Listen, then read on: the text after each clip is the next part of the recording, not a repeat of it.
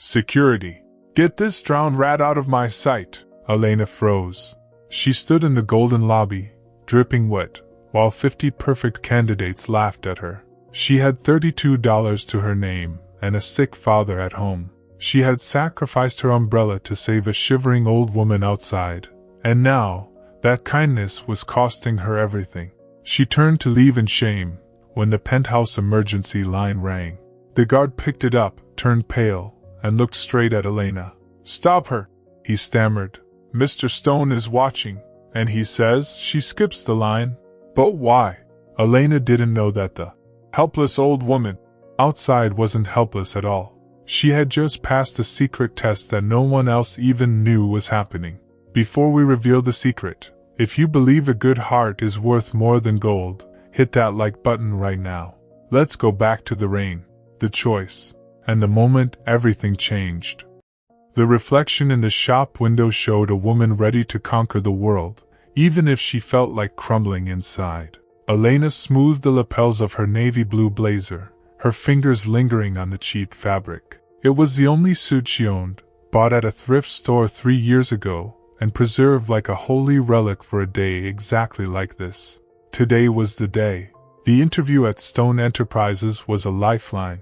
Behind her, the city buzzed with the frantic energy of morning commuters, but in Elena's mind, there was only the silent, suffocating pressure of her bank balance. $32. That was what remained. Enough for a week of ramen, or a bus ticket home if she failed. But failure wasn't an option. Her father's medication costs were rising, and the eviction notice on their kitchen table wasn't a threat anymore. It was a promise. She took a deep breath, inhaling the exhaust and ambition of the city. She had prepared for weeks, memorizing the company history, the stock trends, and the biography of the elusive and terrifying CEO, Sebastian Stone. She was ready. Then, the world turned gray. It wasn't a gradual shift. It was as if someone had flipped a switch in the sky. A low rumble of thunder shook the pavement, and within seconds, the heavens opened up. It wasn't just rain. It was a deluge, a curtain of icy water that hammered against the concrete. Panic erupted on the sidewalk. Briefcases were raised like shields, and people scrambled for the limited shelter of awnings. Elena popped her small, black umbrella open just in time, her heart hammering. She couldn't get wet. One stain, one frizz of her hair, and she would look exactly like what she was, a desperate girl trying to play dress-up in a world of billionaires. She clutched the handle tight, navigating the sea of rushing bodies, her eyes fixed on the revolving doors of Stone Enterprises 2 blocks away. That was when she saw her, huddled on the metal bench of a bus stop that offered almost no protection against the blowing wind. Was an old woman. She looked fragile, like a dried leaf about to be swept into the gutter. Her coat was threadbare and too thin for the season, and she was soaked through. Her gray hair was plastered to her skull, and she shivered violently, gripping a plastic bag. Hundreds of people rushed past her. Men in 3-piece suits sidestepped her puddle without looking down. A woman on a phone yelled about a latte order, nearly knocking the old woman's cane over. To the city, the old woman was invisible. Elena stopped. The crowd bumped against her, grumbling, but she couldn't move. She looked at the golden doors of the skyscraper ahead, promising warmth and a future. Then she looked at the shivering woman, whose lips were turning a pale shade of blue. It was a choice between her future and her humanity. If she stopped, she would be late. If she helped, she would be ruined. The logic of survival screamed at her to keep walking. But her heart, the part of her that remembered what it felt like to be cold and forgotten, refused to obey. With a soft sigh lost in the roar of the storm, Elena turned away from the building. She walked over to the bench, the rain drumming a frantic rhythm on her umbrella. The old woman didn't look up until the rain stopped hitting her face. She blinked, confused, looking up to see Elena standing over her, holding the umbrella high to cover them both. "You're freezing," Elena said, her voice gentle. She didn't offer pity, she offered action. She took off her own scarf, a simple, warm thing she loved, and wrapped it around the woman's trembling shoulders. The woman stared at her, eyes wide. "You'll miss your bus, child," she rasped. "It's okay," Elena lied, smiling warmly. I have a few minutes. She looked at the flimsy plastic bag the woman was holding, and then at the relentless sky. The bus was nowhere in sight. Without a second thought, Elena pressed the handle of the umbrella into the woman's cold, wrinkled hand. Take this. Please. I can run faster than you can. But your suit, the woman whispered, eyeing the crisp blazer. You look like you're going somewhere important. People are more important than places, Elena said firmly, closing the woman's fingers around the handle. Keep it. Stay dry. Before the woman could protest, Elena stepped back out into the downpour. The shock of the cold water was instant. It soaked through her blazer in seconds, plastering her shirt to her skin and turning her carefully styled hair into a heavy, dripping mess. She gasped at the chill, hugging her arms around herself. She turned and sprinted toward the towering glass building of Stone Enterprises, splashing through deep puddles, ruining the leather of her shoes. She looked like a drowned rat. She looked like a disaster. She didn't look back. If she had, she would have seen that the frail old woman wasn't shivering anymore. She was sitting up straighter, the tremor in her hands gone. The old woman watched Elena's retreating figure battling the storm, and the confused, watery look in her eyes vanished, replaced by a sharp, piercing gaze of absolute clarity. A small, satisfied smile played on her lips. She wasn't just watching a girl run in the rain. She was watching a diamond being formed in the rough. The test had begun, and Elena was the only one who didn't know she had already passed the first round. The revolving doors of Stone Enterprises spun with a heavy, expensive hush, sealing the chaotic roar of the storm behind thick panes of glass. Elena stepped into the lobby, and the silence that greeted her was louder than the thunder.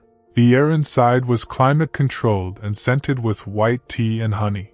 The floors were polished marble, reflecting the golden chandeliers above like a mirror. It was a cathedral of capitalism, a place designed to make you feel small, and as Elena stood there, water pooling rapidly around her ruined shoes, she had never felt smaller in her life. Every step she took resulted in a wet, squelching sound that echoed off the high ceilings. The security guard near the elevators, a man with a jaw like a block of granite, frowned as he watched a steady drip of rainwater fall from the hem of her blazer onto the pristine floor. Elena wrapped her arms around herself, trying to stop the shivering that had started deep in her bones, but it was impossible. The cold of the AC system bit into her soaked skin, turning her wet clothes into icy armor. She kept her head down, walking toward the reception desk, feeling the weight of a dozen pairs of eyes burning into her back. To her right, a row of leather chairs was occupied by the other candidates. They were a terrifying vision of perfection. The men wore tailored suits that cost more than her father's car.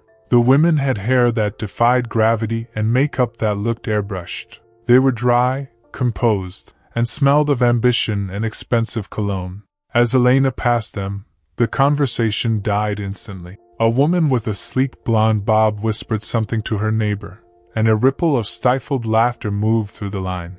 They looked at her not with pity, but with the sort of disdain reserved for a stain on a silk shirt. She was an error in their perfect world. Elena reached the massive marble reception desk. The receptionist, a woman whose face was painted in varying shades of beige indifference, didn't even look up from her screen at first. When she finally did, her eyebrows shot up so high they nearly vanished into her hairline. "Deliveries are at the back entrance," the receptionist said, her voice dripping with ice. "And you're tracking mud on the floor." "I'm not a delivery," Elena managed to say, her voice shaking from the cold. "I'm here for the executive assistant interview. My name is Elena Rossi." The receptionist blinked, then let out a sharp, incredulous huff of air. "You? For the executive assistant role? Honey, look at you. You look like you swam here." Before Elena could respond, the clicking of sharp heels on marble approached from behind. "Is there a problem here, Cindy?" Elena turned to see a woman who looked like she had been carved out of diamonds and malice. She was tall, wearing a crimson dress that fit like a second skin, and her dark hair was pulled back into a severe, flawless bun. This was Vanessa.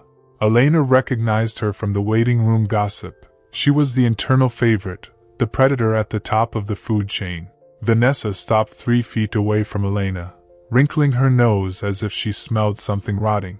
She looked Elena up and down, her gaze lingering on the water dripping from Elena's nose and the darkened, sodden fabric of her cheap suit. "Oh dear," Vanessa said, her voice smooth and dangerously sweet.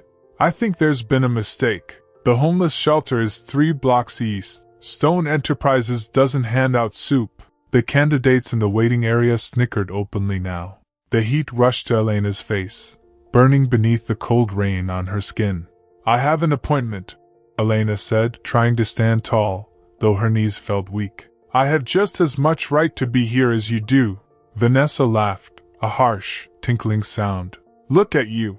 You're a drowned rat. Do you really think Sebastian Stone, a man who obsessively aligns the pens on his desk, is going to let a soaking wet disaster like you into his office? You're disrespecting the carpet just by standing on it. Go home." The words struck Elena like a physical blow. The urge to flee was overwhelming. She could turn around, run back into the rain, and disappear. The humiliation was a physical weight in her chest, suffocating her. Why was she doing this? Why subject herself to this torture for a job she clearly wouldn't get? Then, the image flashed in her mind. Her father, sitting in his armchair, was trying to hide the pain in his chest because he knew they couldn't afford the refill on his heart medication until next Friday. The eviction notice taped to the fridge, bright pink and terrifying. The hollow look in her father's eyes when he thought she wasn't watching. He had sacrificed everything for her education. He was the reason she had this degree. If she walked out now, she was choosing her pride over his life. Pride was a luxury for the wealthy, like Vanessa. Elena couldn't afford it. She swallowed the lump in her throat and looked Vanessa in the eye. "I'm staying," she said quietly.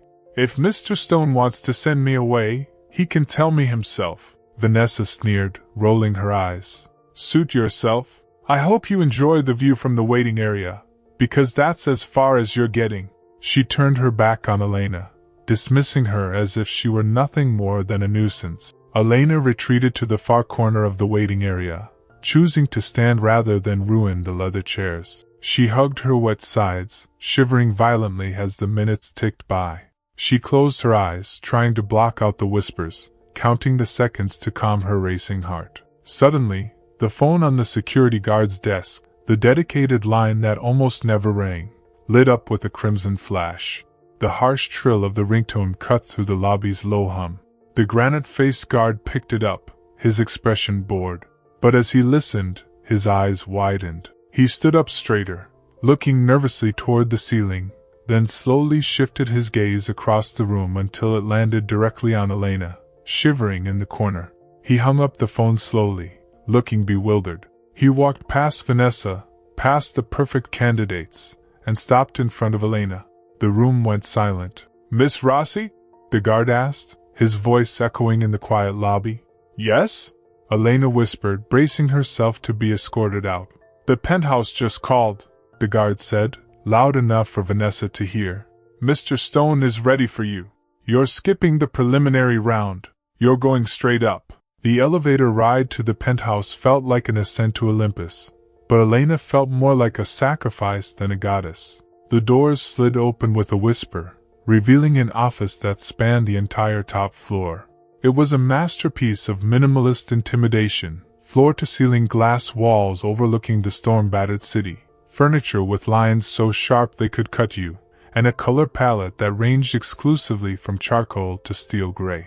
The room was freezing, colder even than the lobby, maintained at a temperature that preserved focus and discouraged comfort. At the far end of the room, behind a desk made of black obsidian, sat Sebastian Stone. He was terrifyingly beautiful.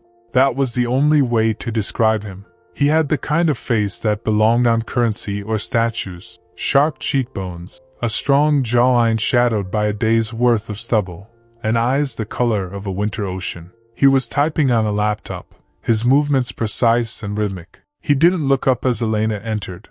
To his right stood Vanessa, leaning against a bookshelf with a smug expression, holding a tablet like a weapon. She had apparently taken the private elevator up to ensure she witnessed Elena's inevitable destruction. Elena stepped onto the plush gray carpet. Her shoes made a wet, squishing sound. Squish. Sebastian's typing stopped instantly. The silence that followed was heavy enough to crush lungs. Slowly, painfully slowly, he raised his head. His gaze hit Elena with the force of a physical impact. He scanned her from her dripping hair to her ruined shoes, his expression unreadable, calm, and utterly cold. "Explain," he said. His voice was a low baritone, devoid of emotion but commanding absolute attention. Elena swallowed, her throat dry despite being soaked. "Mr. Stone, I apologize for my appearance. The storm caught me off guard. The storm caught everyone off guard," Sebastian replied, leaning back in his chair. He steepled his fingers, staring at her. "Yet 50 other candidates managed to arrive dry. My schedule is calculated to the second, Miss Rossi. Disorder is a thief of time. And you," he gestured vaguely at her sodden form, "you are the definition of disorder." Vanessa let out a soft, mocking laugh. "I told security not to let her up, Sebastian. She's clearly unprofessional. She looks like she wrestled a stray dog in an alley. We have 3 Harvard graduates waiting downstairs who own umbrellas." Sebastian didn't look at Vanessa. His eyes remained locked on Elena. "Why didn't you turn back?" he asked. "Why come here looking like a drowned rat when you knew you had no chance?" Elena felt a flare of heat in her chest. It wasn't shameful this time. It was defiance. She was tired of being judged by her exterior. "Because I don't give up, Mr. Stone," she said, her voice steadying. "I prepared for this interview. I know your company's quarterly projections better than I know my own family history. My suit is ruined, yes, but my mind isn't wet. My skills aren't soggy. You're looking for an assistant, not a fashion model." Sebastian's eyes narrowed slightly. "Why are you wet, Miss Rossi? Did you forget an umbrella? Forget to check the weather?" Lack of preparation is a fatal flaw in this office. Elena hesitated. She could tell him. She could tell him she gave her umbrella to a shivering old woman who looked like she might die of hypothermia. It would be the perfect sob story. It would make her look like a saint. But she looked at Vanessa's sneering face and Sebastian's cold, cynical eyes, and she realized they wouldn't believe her. Or worse, they would think she was using charity as a bargaining chip. "I ran into some trouble," Elena said simply, lifting her chin. "I had to make a choice, and I chose to prioritize someone else's safety over my own comfort. I'd do it again." Vanessa scoffed loudly. "Please, someone else's safety? She probably dropped her umbrella in a gutter and is trying to sound heroic. Sebastian, let me call security. This is a waste of your time." Sebastian finally turned his gaze to Vanessa. It was a look of mild irritation, like one might give a buzzing fly. "Vanessa, if I wanted your opinion, I would have hired you as a consultant, not as a VP of marketing." "Be quiet." Vanessa's mouth snapped shut, her face flushing a deep red. Sebastian turned back to Elena. He stood up and walked around his desk. He was taller than he looked sitting down, looming over her. He stopped a foot away, inspecting her. The smell of rain and cheap soap coming off her clashed violently with his scent of sandalwood and crisp linen. He looked into her eyes. He was searching for fear. Most people broke under his gaze. They stammered, they looked away, and they fidgeted. But Elena, shivering and humiliated, held his gaze. Her eyes were brown, warm, and filled with a desperate, quiet strength. It was a look he hadn't seen in this office in years. Everyone here was polished plastic. She was raw. She was real. A strange flicker of curiosity sparked in his chest, a dangerous, unfamiliar sensation. He hated chaos, yet there was chaos standing in his office, daring him to dismiss her. "You're not qualified," Sebastian said softly. "Your resume is average. Your university is second tier, and you look like a disaster." "I learn fast," Elena whispered. "And I don't break." Sebastian stared at her for a long moment. Then, the corner of his mouth twitched. It wasn't a smile. It was too sharp for that. It was a decision. He turned back to his desk and picked up a file, Vanessa's file, and dropped it into the trash can. "You're hired," Sebastian said, sitting back down and opening his laptop. The room went dead silent. Vanessa gasped, stepping forward. What? Sebastian, you can't be serious. Look at her. She's a mess. You're hiring a charity case over qualified professionals? I'm hiring her because she's the only person who walked into this room and didn't try to impress me, Sebastian said without looking up. She tried to survive me. That's a skill I can use. He glanced up at Elena, his eyes turning cold again. Don't celebrate yet, Miss Rossi. It's a probationary period. 2 weeks. If you make one mistake, one typo, one cold coffee, one late arrival, you're gone. And given your current state, I expect you'll be gone by lunch. Elena felt her knees go weak with relief, but she locked her legs, refusing to fall. I won't let you down, sir. We'll see, Sebastian muttered, already typing again.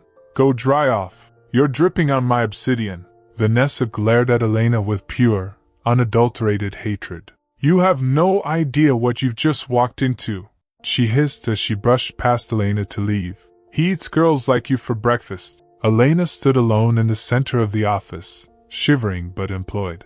She had walked into the lion's den and survived. But as she looked at Sebastian's bent head, seeing the wall of ice he had built around himself, she realized the interview was the easy part. The real work was just beginning. Elena thought surviving the interview was the hard part. But she had no idea who was really watching her. The janitor she is about to meet isn't who she says she is, and the secret she holds will destroy Elena's enemies. The first week at Stone Enterprises was less of a job and more of a hazing ritual. Sebastian Stone was not a boss, he was a machine. He demanded perfection at a speed that defied physics. He spoke in short, clipped commands and expected Elena to read his mind. Coffee black, 195 degrees. The Tokyo report, summarized, is 3 pages maximum. The merger files are alphabetized by surname, then by net worth. He never said thank you. He never even looked at her when she placed the files on his desk. He simply consumed her work and demanded more. But Sebastian wasn't the problem. The problem was Vanessa. As the VP of marketing, Vanessa had no direct authority over the CEO's assistant, but she made it her personal mission to ensure Elena failed. She would accidentally delete important emails from Elena's inbox. She would schedule conflicting meetings on Sebastian's calendar, and then shrug innocently when chaos ensued. She piled her own paperwork onto Elena's desk, claiming Sebastian had authorized it. Elena was drowning. She arrived at 6 a.m. and left at 10 p.m. She stopped eating lunch because she couldn't afford the time or the cafeteria prices. She was running on adrenaline and fear. It was Thursday evening, and the office was mostly empty. The fluorescent lights hummed with a low, headache-inducing buzz. Elena was on her knees in the hallway, frantically trying to reorganize a stack of files Vanessa had bumped into, scattering hundreds of confidential papers across the carpet. Her stomach growled loudly, a painful reminder that her last meal had been a piece of toast at dawn. Watch where you're going, you clumsy old hag! The screeching voice made Elena jump. She looked up to see Vanessa standing by the break room door, looming over a small figure in a gray janitorial uniform. It was an old woman, holding a mop bucket that had sloshed a tiny amount of water onto Vanessa's pristine red stilettos. I am so sorry, miss, the cleaner stammered, her head bowed low. I didn't see you coming. You didn't see me? Vanessa shrieked, kicking the bucket. Dirty water splashed onto the cleaner's uniform. I'm wearing a $2,000 dress. You're blind and incompetent. I don't know why Sebastian keeps hiring these senile geriatrics to clean up after us. You should be at home, not ruining my shoes. Elena didn't think. She just moved. She scrambled to her feet, abandoning the scattered files, and rushed over.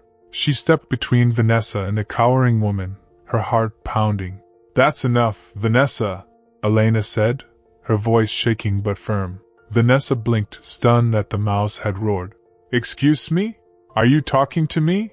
It was an accident, Elena said, reaching out to steady the old woman, whose shoulders were shaking. It's just water. It'll dry. There's no need to speak to her like that. You're defending the help? Vanessa laughed, a cruel, ugly sound.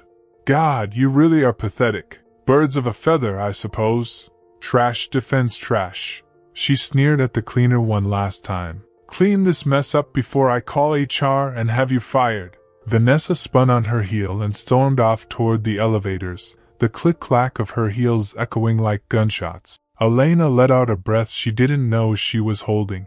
She turned to the cleaner. Are you okay? I'm so sorry about her. She's difficult. The cleaner slowly looked up.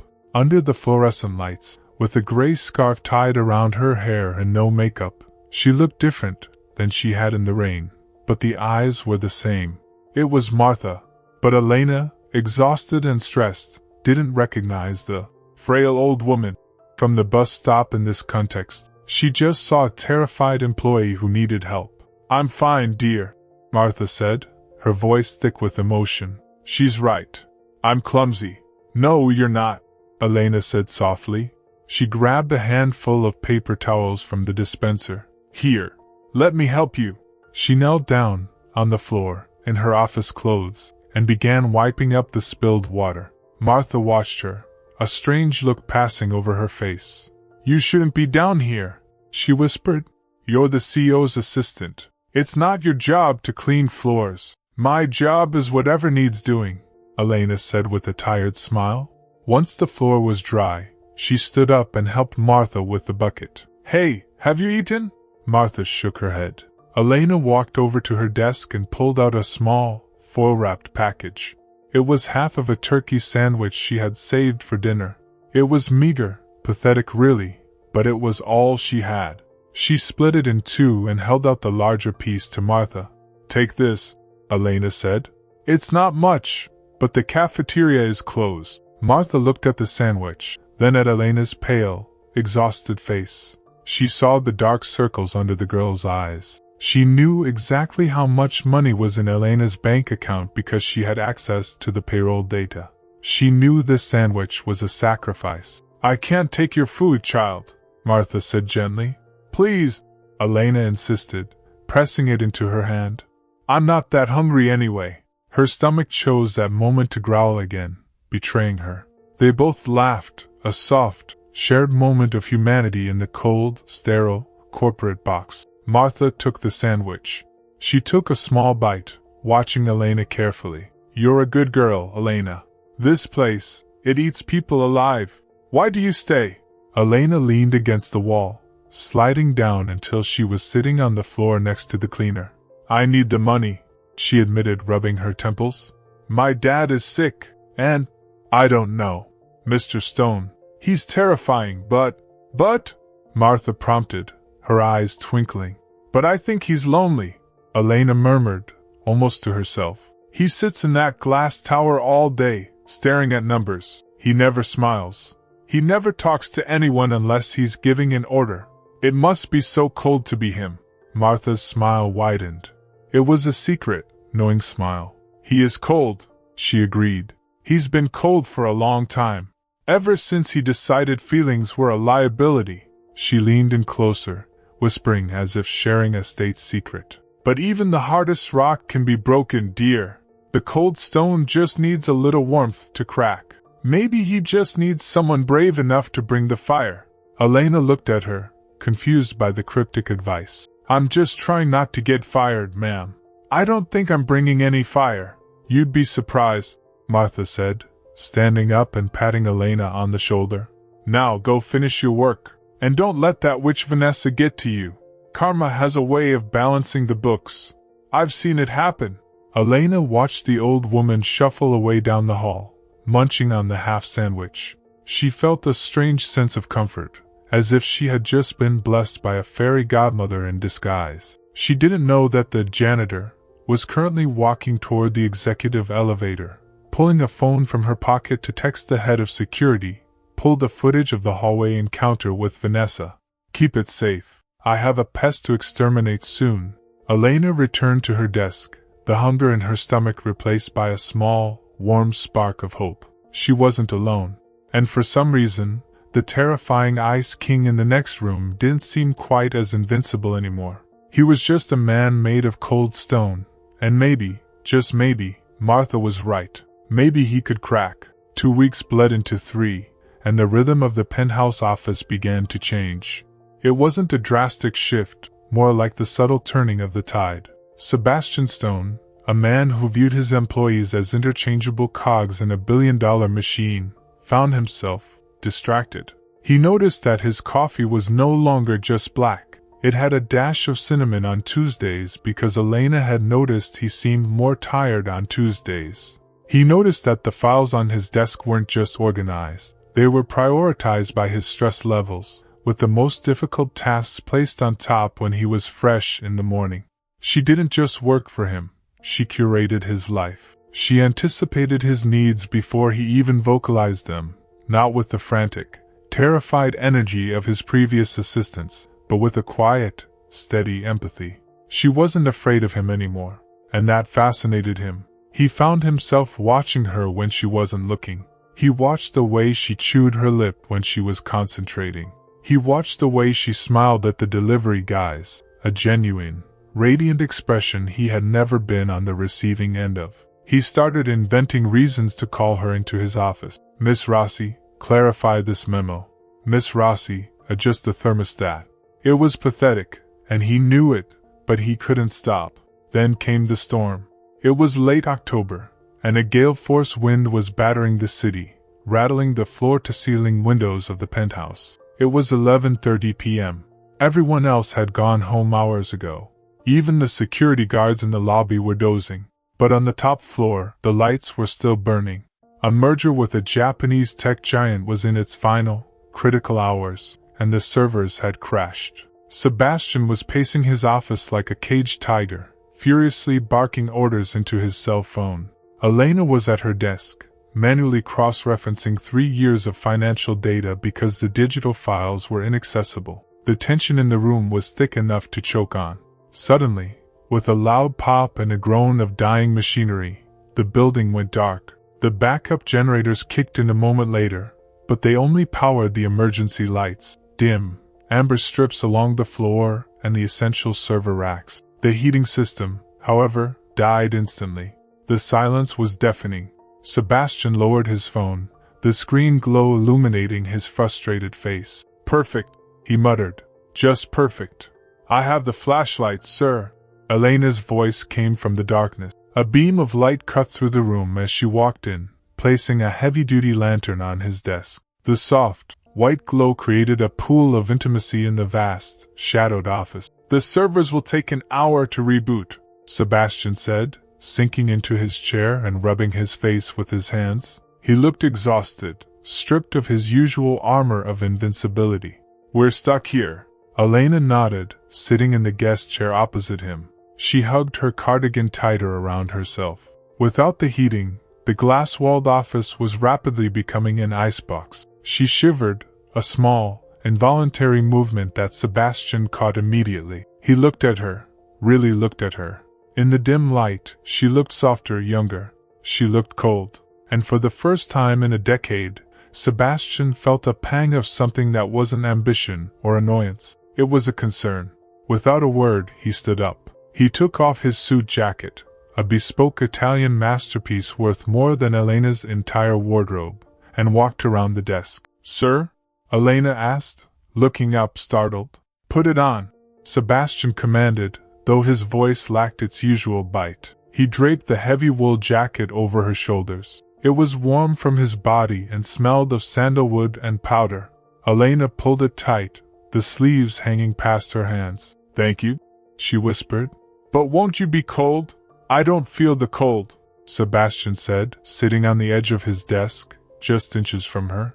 It was a breach of protocol, a breach of space, but neither moved away. "You get used to it when you live up here. It must be lonely," Elena said. The words slipped out before she could stop them. It was the same thing she had told Martha, but saying it to the Ice King himself was reckless. Sebastian didn't fire her. He didn't even scowl. He looked out at the storm-lashed city below. "It's necessary," he said quietly.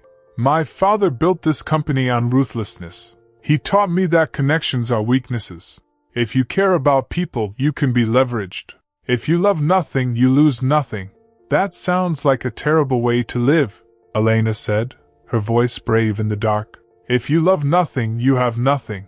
Just stuff. Just money. Sebastian looked down at her. His eyes were dark, intense, searching hers. And what do you have, Elena? You have $32 in your bank account. Yes, I checked. You wear the same shoes every day. You're struggling. Are you telling me you wouldn't trade your life for mine? No, Elena said firmly. I wouldn't. I have my father. I have my pride. I have the ability to sleep at night knowing I didn't step on anyone to get where I am. I'm fighting for the people I love. Who are you fighting for, Sebastian? He froze. She had used his first name. He should reprimand her. He should throw her out. But the sound of his name on her lips sent a shockwave through him that terrified him.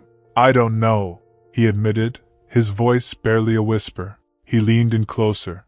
The air between them crackled, charged with a sudden, overwhelming magnetic pull. He reached out, his hand hovering near her face, his thumb grazing the line of her jaw. His skin was warm. Elena's breath hitched. She looked up at him, her eyes wide, vulnerable, and inviting. It was a moment of pure, raw connection, two lonely souls finding each other in the dark. Sebastian's gaze dropped to her lips. He began to lean in, the distance between them closing to nothing. Buzz. The intercom on his desk flared to life with a burst of static as the power surged back on. The overhead lights flickered and blazed to full brightness, flooding the room with harsh, clinical white light. The moment shattered like glass. Sebastian pulled back instantly, his face closing off, the mask of the CEO slamming back into place. He stood up, turning his back to her, adjusting his cuffs. The power is back, he said, his voice rough. Get back to work, Miss Rossi. We have a deadline. Elena sat there for a second, her heart hammering against her ribs, wrapped in his jacket. Yes, sir, she whispered. She stood up, leaving the jacket on the chair, and retreated to her desk, her hands trembling. But they weren't alone. Across the street, in the marketing wing of the adjacent building, a figure stood by the window with a pair of high-powered binoculars. Vanessa lowered the lenses, her knuckles white as she gripped them. She had seen the lights go out. She had seen the lantern. And in that brief, illuminated moment before the power returned, she had seen Sebastian touching Elena's face. She had seen the look in his eyes, a look he had never, ever given her. He's falling for her, Vanessa hissed to the empty room. The maid. The charity case. A cold, venomous smile spread across her face. This wasn't just about a job anymore. This was personal. Elena hadn't just infiltrated the company. She had infiltrated the fortress of Sebastian's heart. And Vanessa would burn the entire building down before she let a girl with cheap shoes sit on the throne she had earmarked for herself. Enjoy your moment, Elena, Vanessa whispered, turning away from the window. Because tomorrow, I'm going to ruin you. The spark between them was undeniable. But in the shadows, someone was watching with a camera. What happens next isn't just a misunderstanding. It's a calculated sabotage that will leave Elena broken and homeless. The morning sun hit the glass of Stone Enterprises with a blinding glare, but inside, the atmosphere was dark. It was the day of the Tokyo signing, the culmination of 6 months of brutal negotiation. The contract, a physical document hand-signed by the Japanese delegation, was the most valuable piece of paper in the building. It was irreplaceable. It was stored in a blue velvet folder on Sebastian's desk, ready for the final seal. At 8 a.m., Elena placed Sebastian's coffee on his coaster, right next to the blue folder. She double-checked the schedule, adjusted the blinds, and went to the break room to grab more creamer. She was gone for exactly 3 minutes. When she returned, the office was in chaos. Sebastian was standing by his desk, his face a mask of pure, white-hot fury. Vanessa was there, too, looking concerned, with a hand over her mouth. Security guards were blocking the doors. Where is it? Sebastian's voice was a low growl that vibrated in Elena's chest. Where is what, sir? Elena asked, freezing in the doorway with the creamer in her hand. The contract, Sebastian roared, slamming his hand onto the desk. The Tokyo contract. It was right here. You were the last person in the room. Elena's blood ran cold. I just went to get creamer. It was there when I left. I swear. Don't lie to him, Vanessa interjected, her voice shrill with fake outrage. Sebastian, I saw her putting something in her bag before she went to the break room. I didn't think anything of it, but check her bag, Sebastian commanded the guards. He didn't look at Elena. He looked at the wall, his jaw clenched so hard a muscle twitched. No, you can't, Elena cried as a guard grabbed her tote bag from her desk. I didn't take anything. Why would I take it? The guard unzipped her bag and dumped the contents onto the sleek conference table. Out tumbled her wallet, her keys, a pack of gum, and a crumpled ball of paper. The guard picked it up and smoothed it out. It was the contract, or rather, what was left of it. It was torn, stained with coffee, and utterly destroyed. A silence fell over the room that was heavier than death. Elena stared at the paper in horror. I didn't put that there, she whispered, tears springing to her eyes. I didn't. Someone must have planted it. Vanessa, me? Vanessa gasped, clutching her pearls. How dare you? I've been with this company for 5 years. You've been here for 3 weeks. You probably destroyed it because you were angry about working late. Or maybe a competitor paid you off. You're desperate for money, aren't you? Sebastian turned to look at Elena. The warmth from the night before was gone. The man who had offered her his jacket, who had almost kissed her, had vanished. In his place stood the Ice King, colder and harder than ever before. His eyes were dead. I trusted you, Sebastian said. The words were quiet, but they cut deeper than any scream. I let you in. And this is how you repay me? Sebastian, please, Elena pleaded, stepping forward. Look at me. You know me. I wouldn't do this. I don't care about the money. I care about this job. About you. Get out, Sebastian said. He turned his back on her. You're fired. Get your things and get out of my building before I have you arrested for corporate espionage. Sebastian, listen to me. I said get out, he bellowed, spinning around with such force that Vanessa flinched. Security, escort her out. Now! 2 guards grabbed Elena by the arms. She didn't fight them physically, but her eyes stayed locked on Sebastian's back. She wasn't crying because she lost her job. She was crying because he hadn't even hesitated. He had believed the lie instantly. The connection she thought they shared was an illusion. To him, she was just another liability, another disappointment. She let them drag her to the elevator. As the doors closed, she saw Vanessa smirk, a tiny, triumphant curl of the lips that confirmed everything. The walk through the lobby was a nightmare echo of her first day. People stared. Whispers followed her like smoke. There she goes. The thief. The failure. She stumbled out of the elevators, clutching her empty bag, her face wet with tears. Near the exit, mopping the same spot of floor she always seemed to be cleaning, was Martha.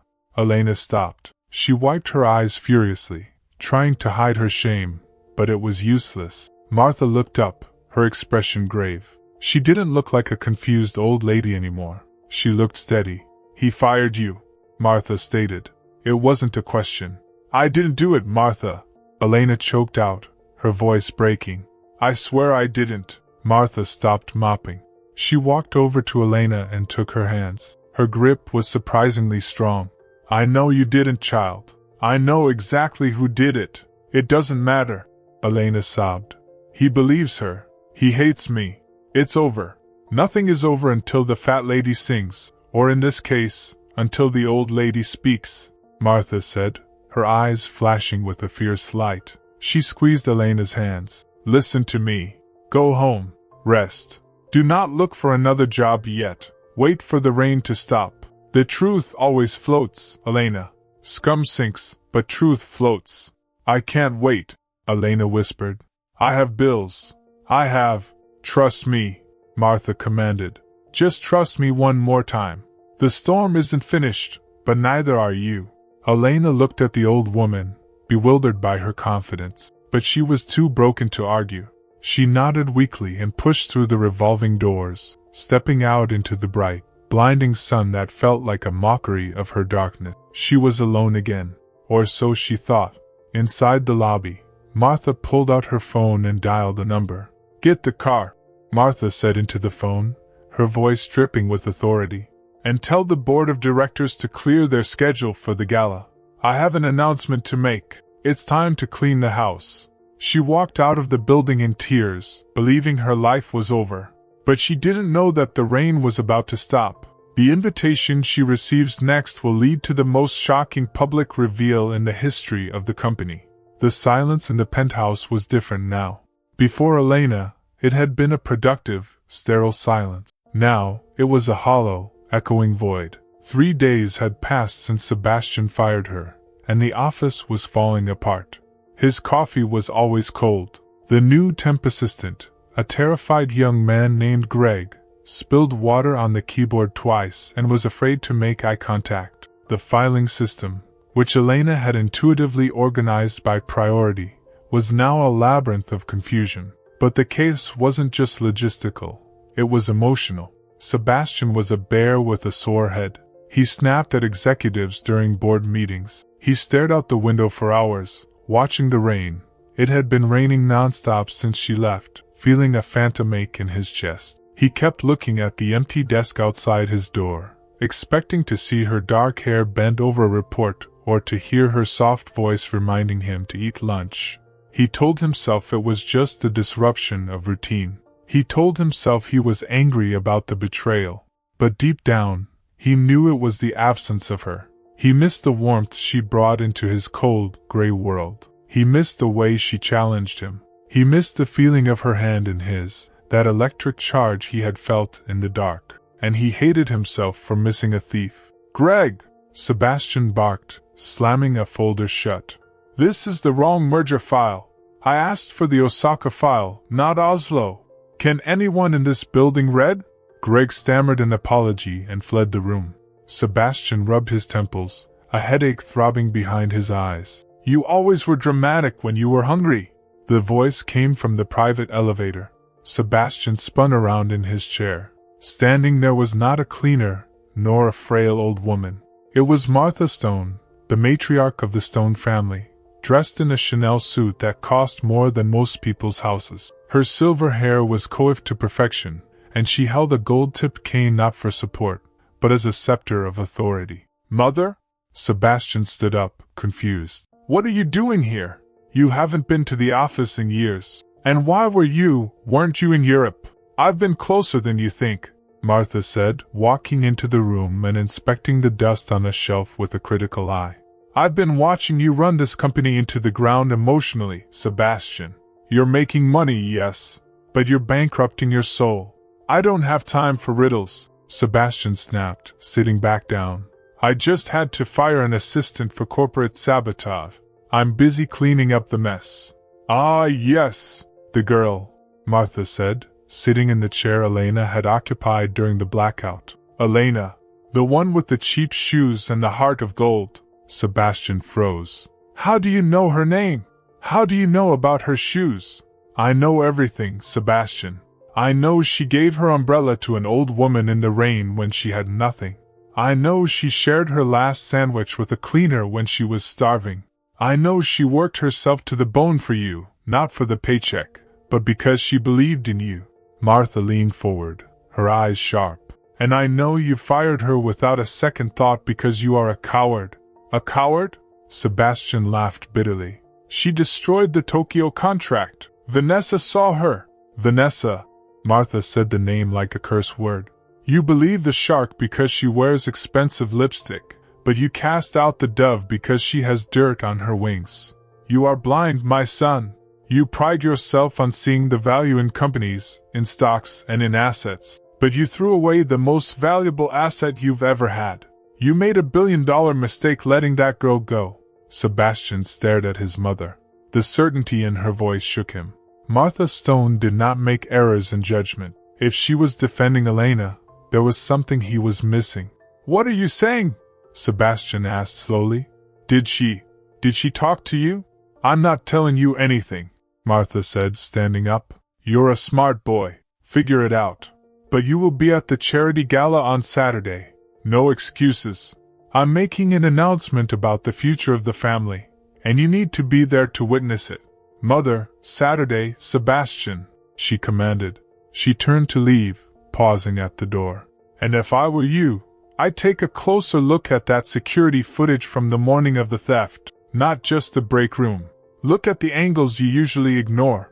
She swept out of the room, leaving Sebastian in stunned silence. He looked at the empty chair where his mother had sat. A billion-dollar mistake. His heart began to pound with a sickening mixture of hope and dread. He grabbed his phone and dialed the security office. "This is Stone," he said, his voice trembling slightly. "Send me the raw footage from the 50th floor for last Tuesday. All cameras, including the reflection off the glass elevators." He had to know. If he was wrong, if he had destroyed the only good thing in his life because of a lie, he didn't know if he could ever forgive himself. But he had to know.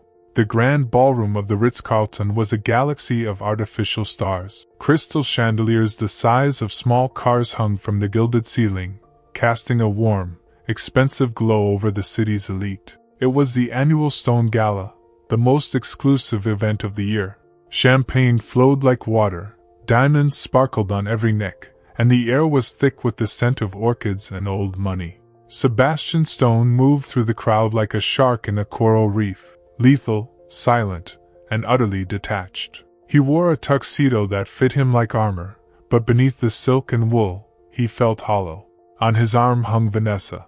She was radiant in a silver gown that clung to her curves, looking every inch the queen she believed she was about to become. She beamed at photographers, squeezed Sebastian's bicep possessively, and whispered commentary about the guests' fashion choices in his ear. "Look at the mayor's wife," Vanessa murmured, sipping her champagne. "That dress was tragic last season. Good thing we're setting the standard, darling." Sebastian barely heard her. His mind was miles away, reliving a grainy security video he had watched 3 hours ago. The reflection in the glass elevator doors hadn't been clear enough to prove anything definitively, just a blur of red, Vanessa's dress, near his desk while Elena was gone. It was enough to plant a seed of doubt, a sick, twisting knot in his gut, but not enough to convict. He needed more. He needed the truth. "Sebastian, you're hurting my arm," Vanessa hissed, her smile never faltering for the cameras. He loosened his grip, his jaw tight. "Sorry." Then he saw her. The room seemed to tilt on its axis. The noise of the orchestra, the chatter of 300 socialites, and the clinking of glasses, it all faded into a dull roar. Elena was there. She wasn't wearing a gown. She wasn't holding a crystal flute. She was wearing a simple black uniform, white shirt, black vest, and black trousers. She was holding a silver tray laden with hors d'oeuvres. She was working the event. Of course she was. She needed money. She had been fired from the best-paying job she ever had, likely blacklisted by HR because of the theft. She was back to scraping by, serving the very people who had cast her out. The sight of her hit Sebastian like a physical blow. She looked tired. Her hair was pulled back tightly, her face pale but composed. She moved through the crowd with a quiet dignity, offering canapes to men who looked through her as if she were made of glass. "Oh, look," Vanessa laughed, following his gaze. "The thief found a job she's actually qualified for. Serving pigs in blankets. How poetic." Sebastian pulled his arm away from Vanessa so abruptly she nearly stumbled. "Excuse me," he said, his voice cold. "Sebastian, you can't go over there," Vanessa hissed, grabbing at his sleeve. "Think of the optics." He ignored her. He cut through the crowd, ignoring the greetings of senators and CEOs. He only had eyes for the girl with the tray. Elena turned, offering a napkin to a guest, and froze when she saw him coming. Her eyes widened. For a second, he thought she would run. She looked like a deer caught in headlights, terrified, fragile. But then she straightened her spine. She lifted her chin. She didn't retreat. Sebastian stopped 2 feet away from her. The tray in her hands was shaking slightly, the only sign of her nerves. "Elena," he said. His voice was rough and strained. "Mr. Stone," she replied, her tone perfectly professional, perfectly distant. "Would you like a crab cake?" The formality was a slap in the face. "What are you doing here?" he asked, the question stupid as soon as it left his mouth. "Working, sir. Rent is due on Tuesday," she said simply. And since my last employer fired me without severance or a reference, my options were limited. Her eyes burned into his. There was no anger there, just a profound disappointment that hurt worse than rage. Elena, Sebastian started, stepping closer. He wanted to tell her about the video. He wanted to tell her he missed her. He wanted to beg her forgiveness, but the words stuck in his throat. Pride, the Stone family curse, held him back. What if he was wrong? What if she really had done it? Don't, she whispered, looking down at the tray. Please don't make a scene. I can't lose this job too. Just go back to your life, Sebastian. Go back to Vanessa. You look good together.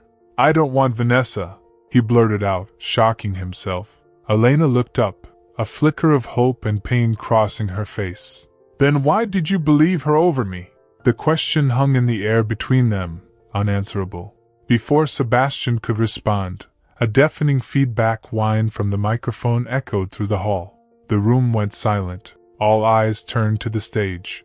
Martha Stone stood at the podium. She looked regal, formidable, and terrifyingly calm.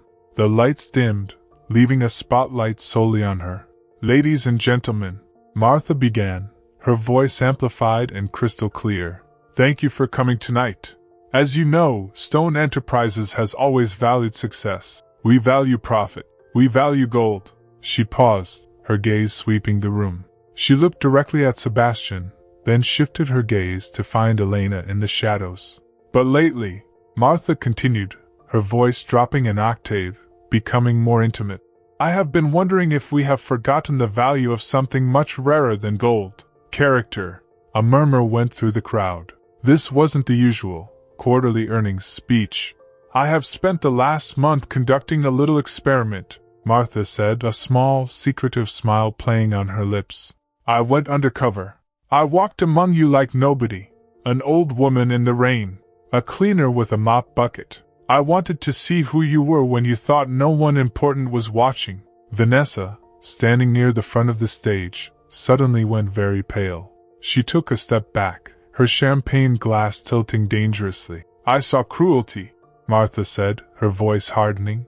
I saw arrogance. I saw people who treat the world like their personal playground. She looked directly at Vanessa now. But I also saw kindness. I saw a girl who gave her umbrella to a stranger in a storm, ruining her own chances for success. I saw a girl who shared her food when she was hungry. I saw a girl who cleaned the floor to protect a woman she didn't even know. Sebastian's heart stopped. He looked at Elena. She was staring at the stage, her mouth slightly open, tears welling in her eyes. The umbrella, the rain. The pieces slammed into place in Sebastian's mind like a sledgehammer. Tonight, Martha announced, her voice ringing out like a bell. I am here to correct a mistake. $1 billion mistake. She pointed a finger into the crowd. Elena Rossi, please come to the stage. The spotlight swung wildly through the room, searching, until it landed on Elena. She stood there, illuminated in her waiter's uniform, holding a tray of appetizers, looking like a deer caught in the light of God.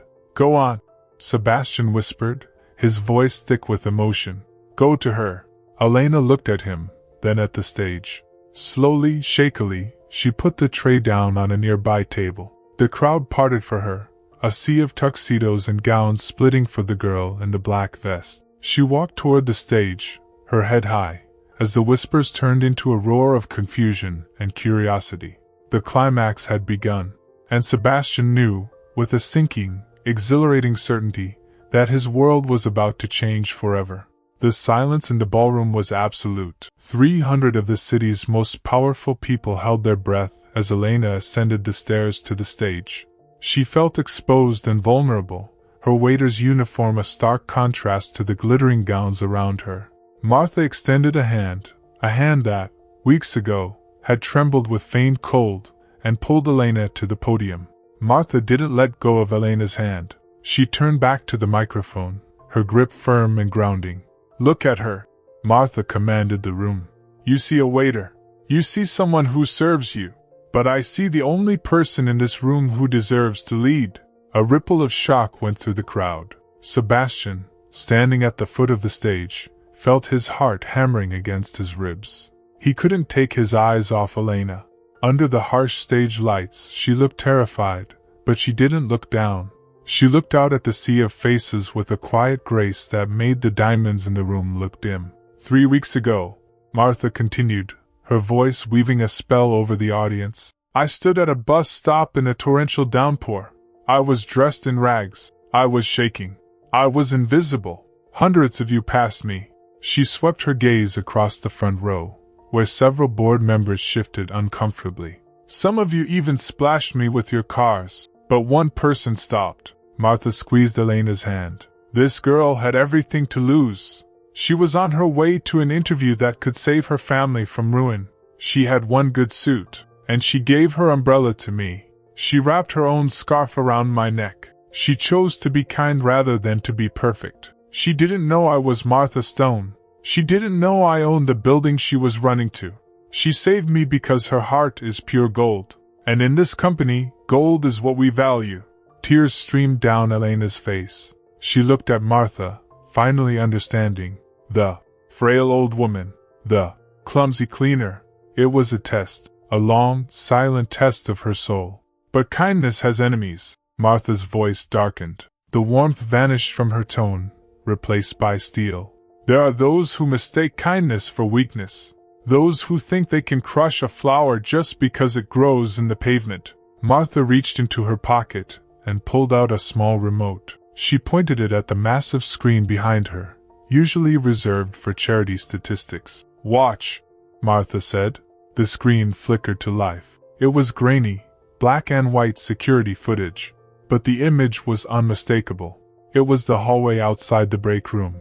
The timestamp showed the morning of the theft. In the video, the hallway was empty. Then, a figure appeared. It was Vanessa. She looked around furtively, checking the corners. Then, she reached into her purse and pulled out a crumpled ball of paper.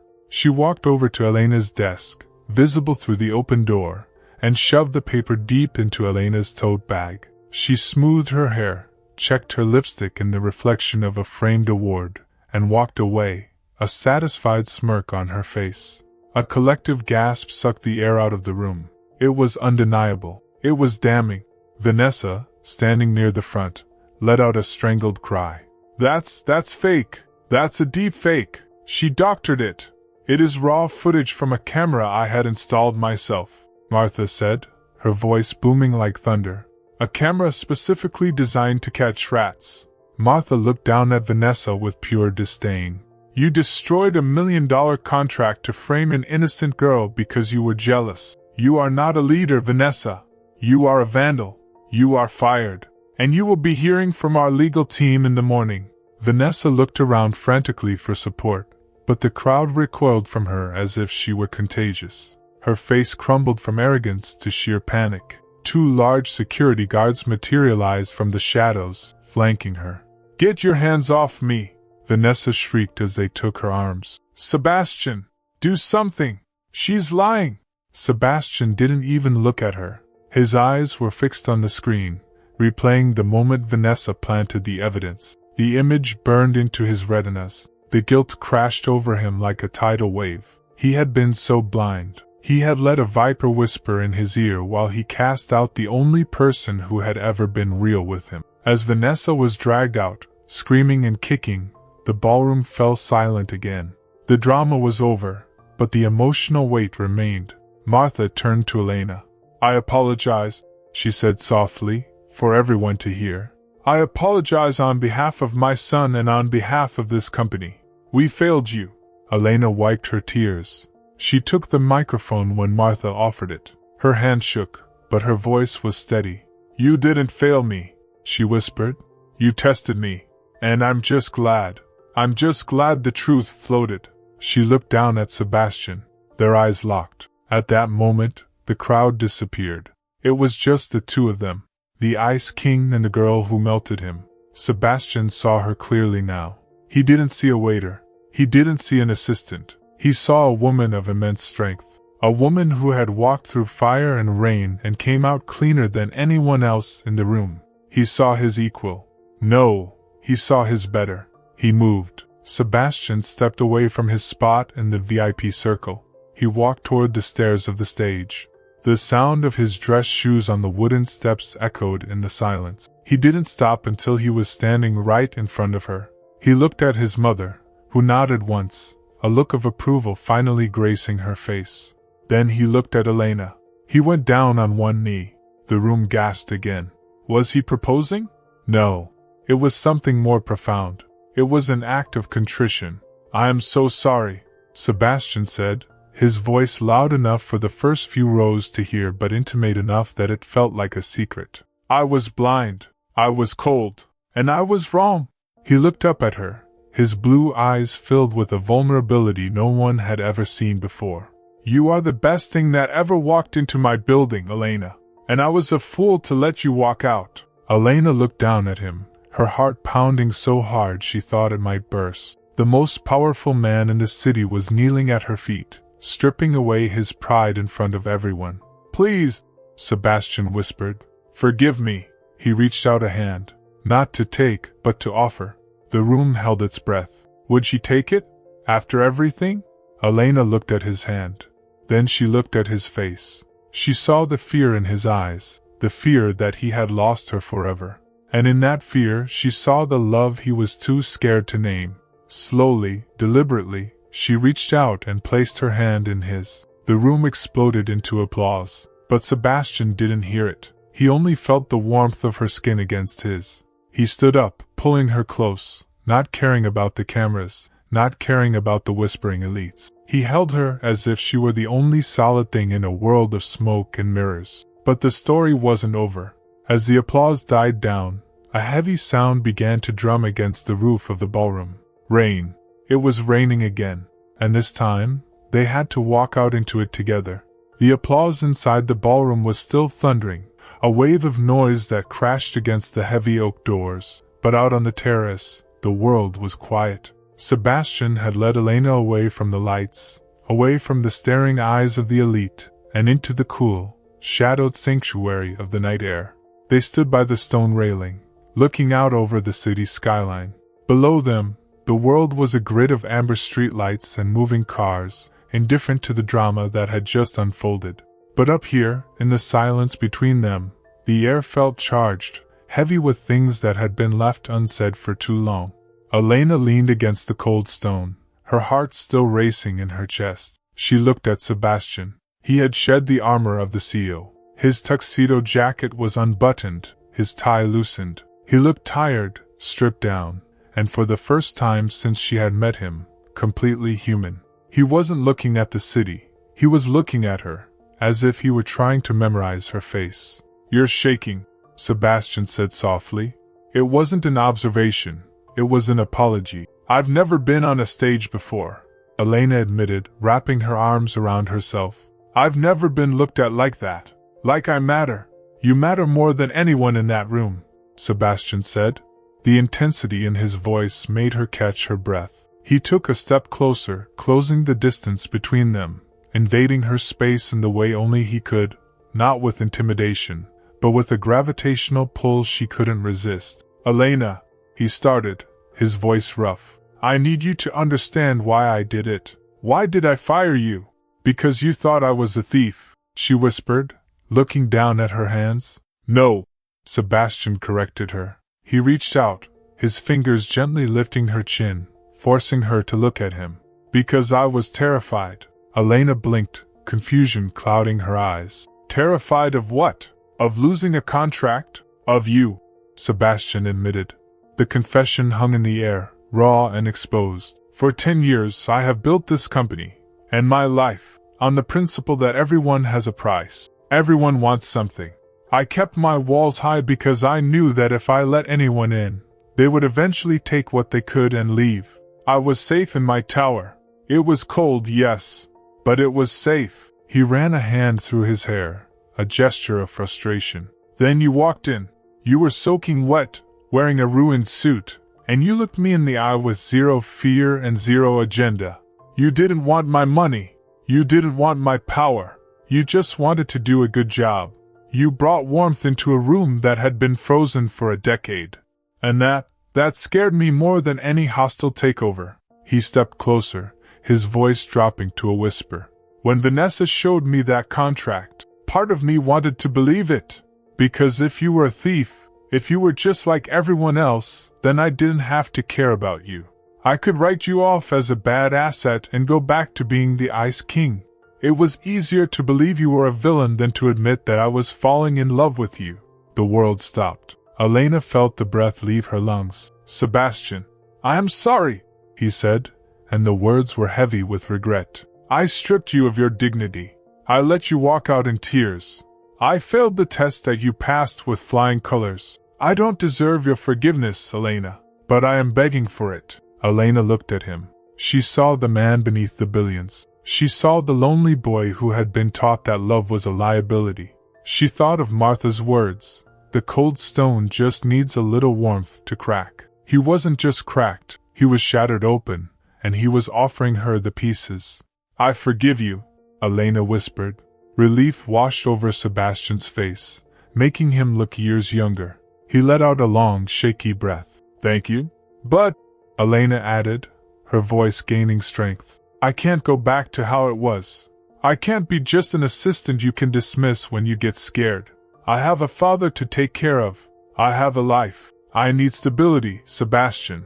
I need respect. I don't want an assistant, Sebastian said firmly. I can hire 100 assistants tomorrow. Greg can spill coffee on my desk for the rest of his life for all I care. I don't need someone to file my papers, Elena. I need someone to check my blind spots. I need someone who sees the human beings behind the numbers. I need a conscience. He reached into his jacket pocket. For a second, Elena thought he might pull out a ring, and her heart did a traitorous flip. Instead, he pulled out a folded piece of heavy, cream-colored paper. It wasn't a contract. It was the gala program. On the back, he had scribbled something in his sharp, architectural handwriting. He handed it to her. Elena squinted in the dim light. It was a job title. Director of Philanthropic Initiatives Executive Partner. Below it was a salary figure that made her knees weak. A number that wouldn't just pay her rent. It would pay for her father's heart surgery, buy the house they rented, and change the trajectory of her family for generations. I want you to run the charitable arm of Stone Enterprises, Sebastian said. My mother was right. We have enough gold. We need character. I want you to be the face of the good we do. I want you by my side, not behind me, beside me. Elena looked up from the paper, tears blurring her vision. This is too much. It's not enough, Sebastian countered. But it's a start. He paused, his gaze dropping to her lips, then back up to her eyes. And as for the partner part, I was hoping we could discuss the terms of that over dinner. Tonight. Tomorrow. Every night after that. Elena smiled, a genuine, radiant smile that lit up the darkness of the terrace. I think I can make room in my schedule, she said softly. Sebastian smiled back, a real smile, one that reached his eyes and crinkled the corners. It was the first time she had seen him truly happy. Let's get out of here, he said, offering his arm. I think we've entertained the vultures enough for one night. They walked back through the hotel, but not toward the ballroom. They headed for the lobby, bypassing the crowd, the cameras, and the noise. They walked past the spot where Vanessa had sneered at Elena. They walked past the corner where Elena had shared a sandwich with Martha. The ghosts of her humiliation were still there, but they held no power over her anymore. She was walking out as a queen. As they pushed through the revolving doors and stepped onto the street, the air had changed. The humidity had broken. The sky, heavy with clouds all evening, finally let go. It began to rain. It wasn't a violent storm like the day they met. It was a soft, steady rain, washing the dust off the city streets. The valet rushed forward with an umbrella, but Sebastian waved him away.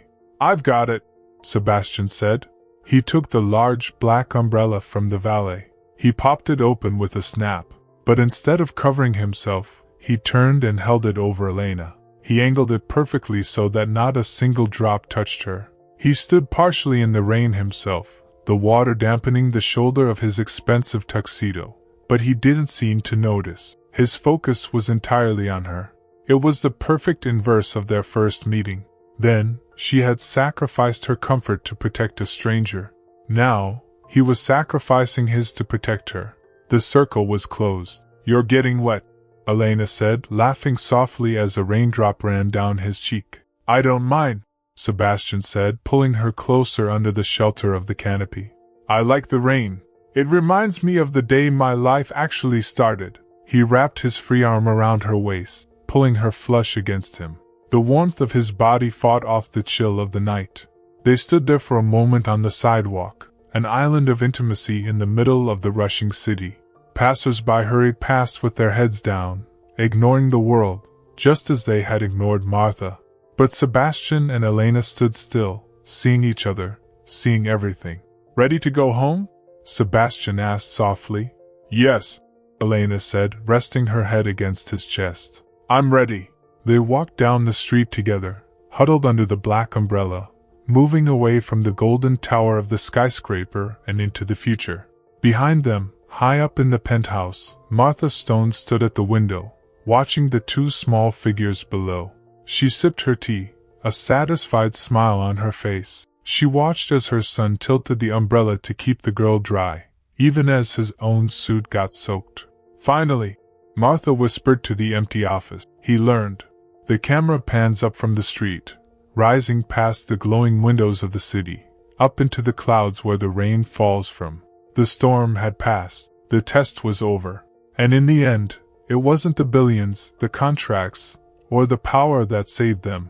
It was a simple, beaten-up umbrella, and the kindness required to share it.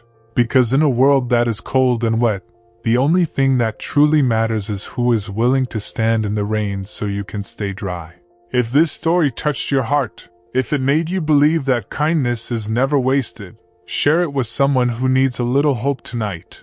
Like this video so more people can find it. And subscribe if you want more stories that feel like a warm hug on a cold day. I'll see you in the next one. Take care of your heart.